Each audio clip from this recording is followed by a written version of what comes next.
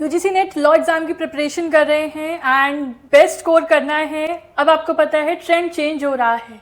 जैसे कि मैं आपको बात करूं एनवायरनमेंट लॉ की, तो आज की डेट में एनवायरनमेंट लॉ से मल्टीपल क्वेश्चंस पूछे जाते हैं, वो अच्छा स्कोर जो है वो कवर करता है।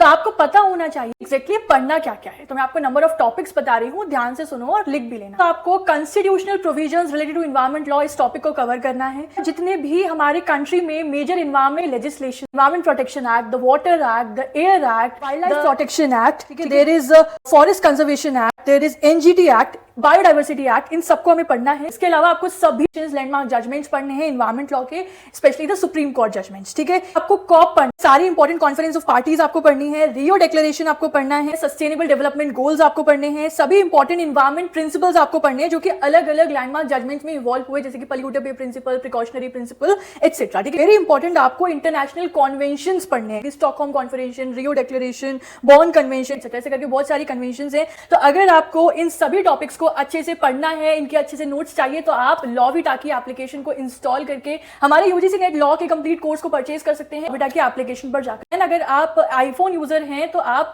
माई इंस्टीट्यूट ऐप पर ये कोड एंटर करके हमारे लॉविटा की एप्लीकेशन को एक्सेस कर सकते हैं। कोई डाउट हो तो कमेंट में पूछना। And for the first 30 users ये कोड आप यूज करिएगा, आपको एडिशनल 30% ऑफ मिलेगा। All the best, bye bye.